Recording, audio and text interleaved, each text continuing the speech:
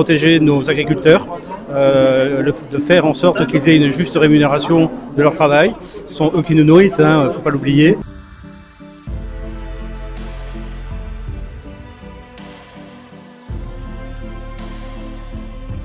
Hervé, sociétaire, c'est qui le patron? C'est ça qui me fait rajeunir. Hervé, consommateur, toi, avant tout? Absolument. Donc, consommateur, alors, breton d'origine, Oui. mais du sud d'adoption, consommateur et promoteur de C'est qui le patron. Tu as rejoint finalement cette idée de c'est qui le patron à quel moment, justement, de ta vie de consommateur? Ça fait 1 an et demi, Ouais. lorsque j'ai découvert l'organisation C'est qui le patron. C'était un peu plus vieux, je dirais, mais il y a 1 an et demi. J'ai décidé d'adhérer parce que cette démarche de protéger nos agriculteurs, de faire en sorte qu'ils aient une juste rémunération de leur travail, ce sont eux qui nous nourrissent, il ne faut pas l'oublier, ça m'a séduit.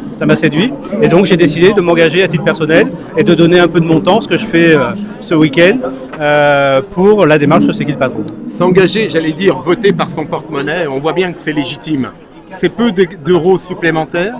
Ça ne vient pas contrecarrer le budget mensuel, on est d'accord? Il y a des gens qui ne pourront pas, mais il y a beaucoup de gens qui peuvent le faire. C'est 40 centimes par an sur une filière, sur les échalotes, sur le budget total de nourriture. Donc c'est pas énorme. Ouais. Donc c'est une question de volonté, c'est une question il faut que les magasins jouent le jeu également, bien évidemment, en référençant les produits, qu'on puisse les trouver et les acheter. Économie circulaire, économie locale, mais surtout avant tout l'idée d'un goût, d'un territoire. Ça fait sens, ça aussi. Ça fait sens. Alors ça fait sens, c'est la qualité des produits avec un cahier des charges bien précis. On connaît les agriculteurs, Oui. on sait qui produit. C'est important ça. Bien sûr que c'est important. On sait comment c'est produit. Donc voilà, c'est un vrai plus. Il y a un grand représentant de la gastronomie française derrière nous. On va appeler Guillaume, s'il veut venir, monsieur Gomez. Justement, on est avec Guillaume. Alors, viens. Bonjour monsieur. Bonjour Guillaume. Bonjour Guillaume. Un sociétaire. Je vous connais. Oui. Hervé a basculé il y a 1 an et demi, devenu sociétaire, c'est qui le patron. Bravo. S'engage là aussi avec son porte-monnaie. Et forcément, fait du prosélytisme pour convaincre. Bien sûr, je veux absolument que la marque se développe. J'essaie de convaincre tout mon entourage, mes amis et les magasins dans ma région qui n'ont pas encore référencé C'est qui le patron ou qui ont référencé peu de produits. Donc c'est d'aller voir les chefs de rayon et de leur dire leur expliquer la démarche, pourquoi vous n'avez pas ça. Si tous les consommateurs viennent demander, alors le plus emblématique c'est la brique de lait. Ouais. La brique de lait va être référencée dans le magasin bien évidemment. Et donc c'est la force de la démarche aussi. Il y a d'un côté les produits et de l'autre côté cette force commerciale quelque part des consommateurs. Parce que c'est le consommateur qui décide. C'est Le consommateur qui est un acteur de son alimentation et si on est là c'est qu'on en est convaincu. Hein. Moi j'avoue, je passe par hasard parce que je connais la démarche. Donc non, ravi d'être ici et bravo en tout cas de ce que vous faites. Guillaume, j'en profite, toi qui a été un observateur, ambassadeur forcément de notre gastronomie, c'est un écosystème finalement, Nicolas Chaban et le collectif. On est parti de la brique de lait, la cerise, la pomme, l'échalote, on voit bien qu'il y a un consensus sur l'idée que bien acheter, c'est bien consommer.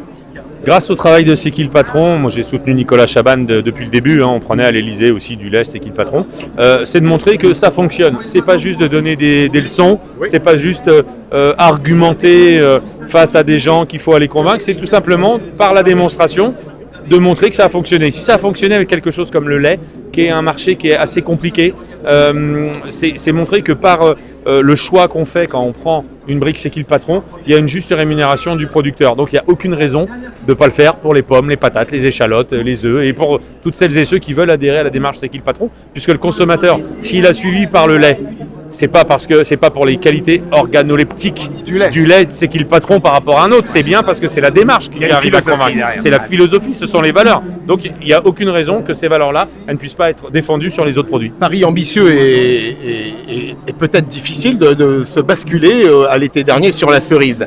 La cerise est un produit cher, et il faut le reconnaître. Pour autant, C'est qui le patron a su, là aussi, dans l'arboriculture, sauver peut-être, là aussi, une production française. Un risque que j'ai trouvé ambitieux. Oui, un risque ambitieux, mais en même temps, les femmes et les hommes engagés avec C'est qui le patron ont fait le choix de prendre ces risques, de prendre ce risque. Et puis si on ne prenait pas de risque, Michel-Ange n'aurait pas que des planchers. Donc arrive un moment, il faut en prendre, il faut montrer qu'une fois qu'on en a pris, il faut avoir en tout cas l'intelligence de reconnaître celles et ceux qui ont pris ces risques, comme quoi ça fonctionne. Et donc les gens qui aujourd'hui achètent C'est qui le patron, peu importe ce que C'est qui le patron va vous proposer, il faut les soutenir, il faut les aider. Et vous savez qu'en faisant cette démarche-là, vous achetez le produit au juste prix. Pas le moins cher, au juste prix. Au prix qui rémunère la production, au prix qui rémunère le producteur. Et ça, c'est quelque chose d'important, de faire croire aux gens que l'alimentation, ça ne coûte rien. Ça nous a mis dans l'état dans lequel on est aujourd'hui. Dans une mondialisation qu'on ne critique pas, mais qui est là en tout cas, peut-être une trilogie gagnante, consommateur, aujourd'hui une intermédiarité entre le monde politique et le monde de la distribution. C'est ça le langage gagnant? Oui, c'est de toute façon le principe même de la consommation. C'est que c'est pas juste le consommateur qui doit décider, c'est pas juste le producteur qui doit décider. C'est un marché qui est global, qui est aujourd'hui en effet mondial, mais il faut entendre, il faut écouter les besoins, les attentes et les souhaits de chacun pour pouvoir aller ce vers quoi on se trouve aujourd'hui, notamment dans C'est qui le patron. Vous savez, un producteur qui produit des produits pour que personne ne les achète, ça n'a pas de sens.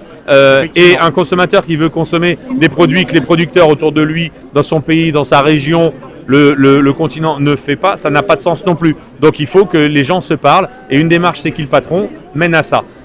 Et on ne fait pas une surproduction, on ne fait pas une sous-production, on fait une juste production au juste prix. Hervé, on est convaincu. J'irai, il n'y a qu'un maître mot maintenant, c'est bon appétit. Absolument, bon appétit et surtout allez acheter les produits. Merci Guillaume, merci Hervé. Merci à vous. Merci.